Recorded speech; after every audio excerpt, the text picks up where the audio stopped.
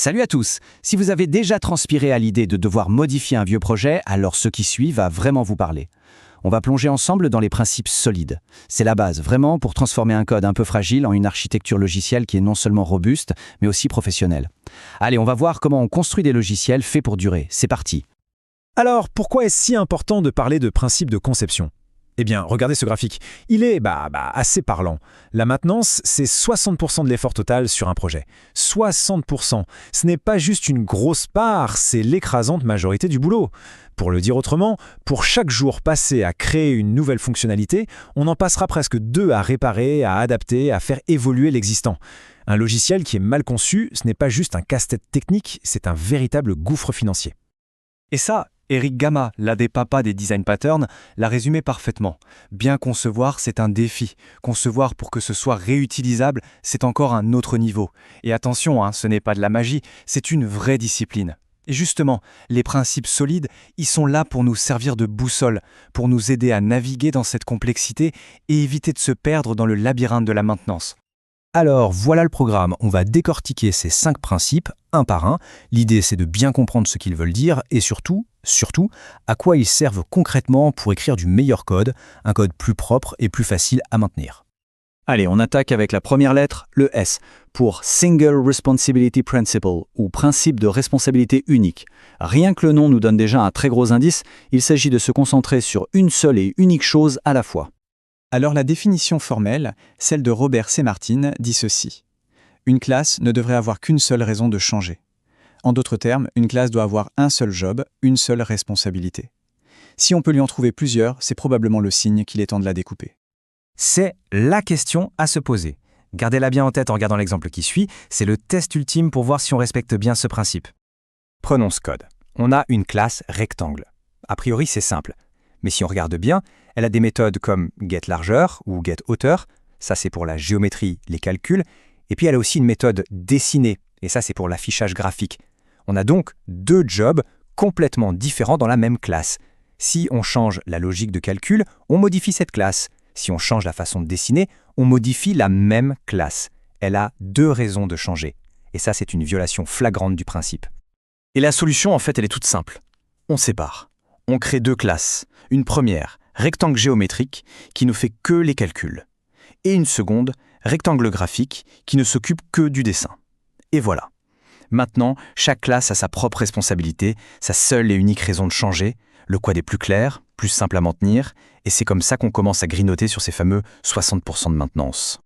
Allez, on enchaîne avec le O pour Open/Closed Principle, le principe ouvert-fermé. Celui-là, il s'attaque à une question centrale. Comment on fait pour ajouter de nouvelles fonctionnalités sans prendre le risque de tout casser ce qui marche déjà ?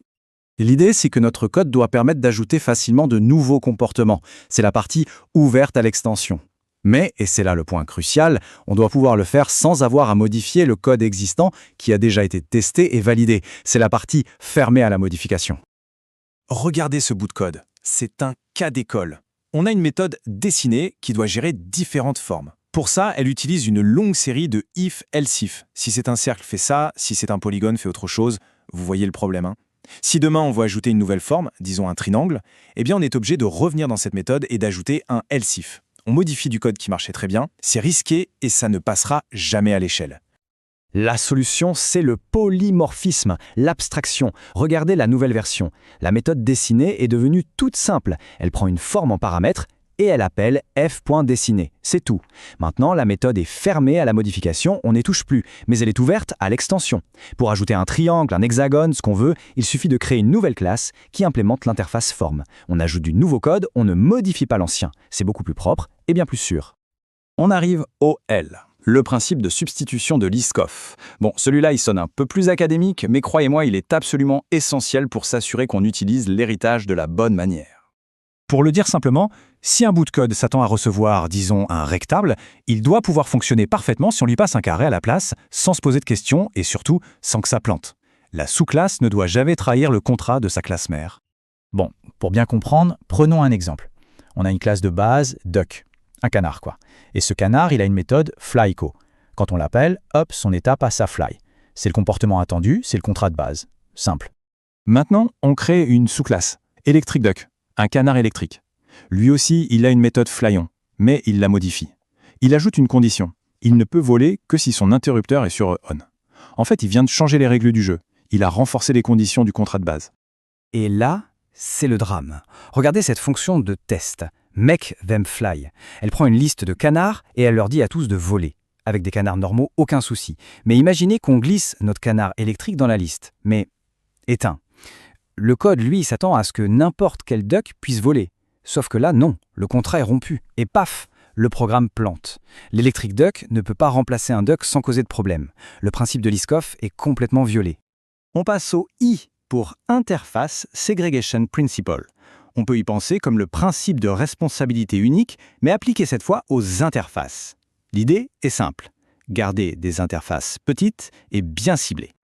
La définition est assez directe. On veut éviter à tout prix les interfaces fourre-tout, ces grosses interfaces qui mélangent plein de méthodes qui n'ont rien à voir les unes avec les autres. Une classe ne devrait avoir à connaître que les méthodes dont elle a vraiment besoin. Imaginons qu'on a une interface employée. Dedans, on met les méthodes travailler, manger et dormir. Pour un être humain, c'est parfait, ça colle. Mais maintenant, imaginons qu'on veuille un employé robot. Le robot, il peut travailler, bien sûr, mais manger, dormir, ça n'a absolument aucun sens pour lui. On se retrouve complètement coincé. Et voilà ce que ça donne dans le code. Notre classe robot est obligée d'implémenter manger et dormir parce que l'interface employée l'y force. Du coup, qu'est-ce qu'on fait? On laisse les méthodes vides ou pire, on lance une exception. C'est ce qu'on appelle un code smell, une mauvaise odeur dans le code. C'est le symptôme clair d'un problème de conception. La solution, c'est simple, on ségrège, on découpe, on prend cette grosse interface et on la casse en plusieurs petites interfaces, chacune avec une seule responsabilité. Une interface travailleur, une mangeur, une dormeur, et maintenant c'est à la carte. La classe humain implémente les trois, la classe robot, elle, n'implémente que travailleur. C'est propre, c'est logique, et on n'a plus de méthode inutile qui traîne. Et on termine avec le D pour Dependency Inversion Principle. Attention, celui-ci est fondamental pour construire des systèmes souples et faiblement couplés où les différentes parties peuvent évoluer sans tout casser à chaque fois. En gros, l'idée, c'est que les parties importantes de notre code, la logique métier, ne doivent pas dépendre des détails techniques, des petites implémentations. Au contraire, tout le monde, que ce soit le haut niveau ou le bas niveau, doit dépendre d'abstraction, de contrat. Voici la manière classique de faire, et c'est un problème. En haut, on a notre lecteur multimédia, c'est notre logique de haut niveau. Et il dépend directement de classes très spécifiques, une pour lire les PDF, une pour les MP3, une pour les DVD. Le couplage est total. Si on veut ajouter un nouveau format, disons un fichier MKV, on est obligé de modifier notre lecteur multimédia. La logique de haut niveau est esclave des détails de bas niveau. Et la solution, c'est d'inverser cette dépendance. On introduit une abstraction, ici une interface ressources multimédia, et là, regardez bien, c'est ça la magie. Maintenant, le lecteur multimédia ne dépend plus des PDF ou des MP3. Non, il dépend de l'abstraction ressources multimédia. Et les classes PDF, MP3, etc., elles aussi dépendent de cette même abstraction. On a inversé le sens de la dépendance. Le haut niveau ne dépend plus du bas niveau. Les deux dépendent de l'abstraction. Le système est découplé et on peut ajouter de nouveaux formats sans rien casser. Alors, pour résumer tout ça, Solid, c'est quoi? S pour Single Responsibility, une classe, un job, point. O pour Open/Closed, on étend, on ne modifie pas. L pour Liskov Substitution, les enfants doivent se comporter comme les parents, sans surprise. I pour Interface Segregation, des petites interfaces bien ciblées, pas des monstres. Et enfin D pour Dependency Inversion, on dépend des abstractions, pas des détails. C'est ça, la boîte à outils solide.